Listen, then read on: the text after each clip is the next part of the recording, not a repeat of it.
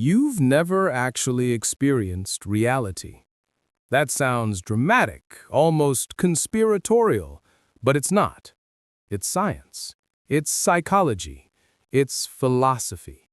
And once you sit with it, it's terrifying in a quiet, inescapable way. Because if it's true, then your entire life has played out inside a hallucination. Not the wild, psychedelic kind, but the ordinary, everyday one that you mistake for reality itself. Here is the simple version. Your brain has never once shown you the real world. It can't. The world outside your skull is buzzing with raw energy, light waves bouncing around, vibrations in the air, molecules slamming into each other. That's reality. But your brain doesn't get reality. It gets scraps, blurry, delayed, incomplete signals funneled in through your eyes, ears, nose, skin, and tongue. Imagine being locked in a pitch-black room with no doors or windows, and the only clues you get about what's happening outside are coded messages slipped under the door. That's your brain, stuck in the dark, waiting for nerve impulses, so it does the only thing it can do. It guesses. It builds a model. It simulates. And that's what you live in.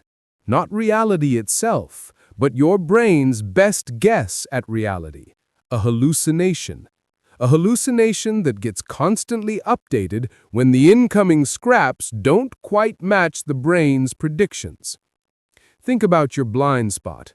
Right now, each of your eyes has a literal hole in its vision where the optic nerve connects to the retina. There's no input there, no light, no data. By all logic, you should be walking around with two black voids punched into your vision, but you don't see them. Why? Because your brain just paints over the gaps. It hallucinates the missing details. And it doesn't stop there. Every color you've ever seen, a hallucination. Colors don't exist out there.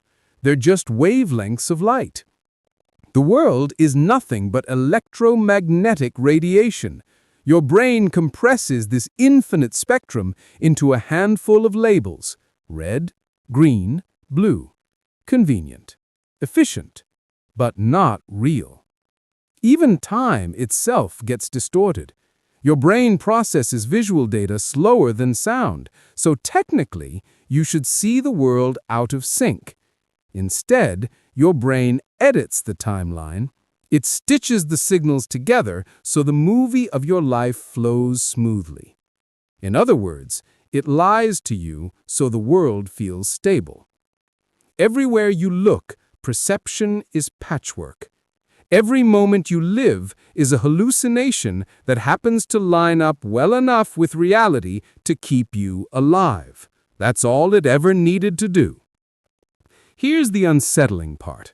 Most of this process runs without you. You don't consciously decide how to see, hear, or feel. Your brain runs on autopilot, constantly predicting what's about to happen and correcting when it's wrong. The glass of water in front of you, you don't actually see it. Your brain predicts what a glass of water should look like, and as long as the incoming light doesn't disagree too much, it lets the prediction ride. You live inside this loop of prediction and error correction. The hallucination isn't a glitch, it's the whole system.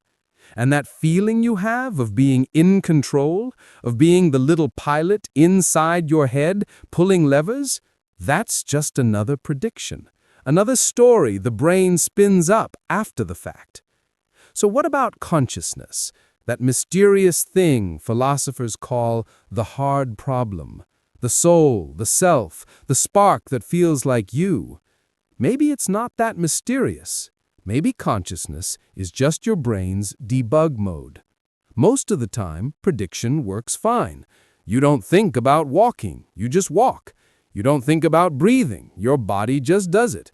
But when something breaks the pattern, when predictions fail, when danger lurks, when precision matters, that's when consciousness lights up. That's when the system zooms in, slows down, and pays attention. You're not conscious to live your life. You're conscious to fix errors in the simulation. Think about the last time you missed a step on the stairs. For a split second, your whole body jolted with shock. That was consciousness snapping into place because the prediction, step here, didn't match the data. For that moment, the hallucination broke. Your debug mode lit up. Then, once things stabilized, autopilot took over again. So what feels like you, the continuous, steady, observing self, is mostly an illusion. It's not always there. It flickers in when needed, then fades when the predictions run smoothly again. The story of you is something your brain stitches together afterward, a neat narrative written over messy processes. Here's the kicker. Not only have you never experienced reality, you've also never experienced yourself, at least not in the way you think. Memory is one of the biggest liars of all. Neuroscience shows that every time you recall a memory, you're not pulling up a pristine recording. You're reconstructing it, hallucinating it with edits, gaps, and errors. That vacation you remember, the argument with a friend, even what you ate for lunch last week, it's been distorted every time you've replayed it. Your life story isn't stored somewhere in your brain like a library of books. It's being written and rewritten on the fly. And that sense of self you carry, the constant narrator voice in your head, is just the stitching together of predictions, memories, and corrections into something that feels continuous. But continuous doesn't mean real. At this point, you might be wondering, if I never touch reality itself, does reality even exist? Yes, the world is out there. Something is sending those signals. Something is bouncing light and carrying sound, but you never meet it raw. You meet your brain's model of it, like a VR headset you can't take off, the map, not the territory. Here's a chilling thought. Every living creature is locked in its own custom simulation. A bat's reality is echoes. A dog's reality is smells. A snake's reality is infrared. They're all hallucinating in different ways, and none of them, not even you, ever touch the thing in itself. Reality hides behind the veil. You've lived your entire life assuming you're seeing the world as it is. You trust your eyes, you trust your gut, you trust your sense of being you.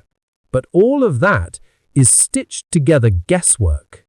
That means the world you think you know, the people you love, the decisions you've made, the life you believe you've lived, exists only as your brain's edited version.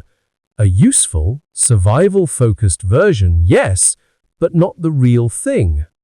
And if you've never touched reality directly, then the deepest things you believe about truth, about yourself, about what it means to live, are all happening inside a hallucination that you can't escape. You've never seen your own face directly, only mirrors, photos, and reflections, all distorted, all delayed, all interpretations. You've never heard your own voice the way others hear it. Inside your head, bone conduction changes the sound. That real voice you think you know doesn't exist outside your skull. You've never felt an object instantly. Touch signals travel at different speeds. Your brain time stitches them so it seems like a single moment.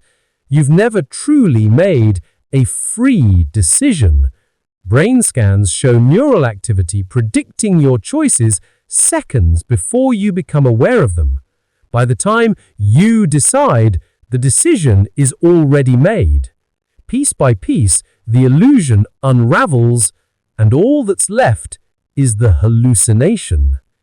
Maybe this sounds depressing. Maybe it feels like nothing is real, like the ground is falling away under you. But think about it. If reality is forever hidden, then your life is the art your brain paints over the unknown. You're not living in cold, raw chaos. You're living in the only version of reality your brain can handle. And maybe that's enough. Maybe you don't need to see the world as it is. You just need a hallucination good enough to survive, to love, to dream. Still, the fact remains, you have never once touched reality itself, only your brain's best guess of it. Every sight, every sound, every thought, every memory, all hallucinations patched together in the dark. So, ask yourself this. If the world you know is a hallucination, then what exactly have you been living in all along?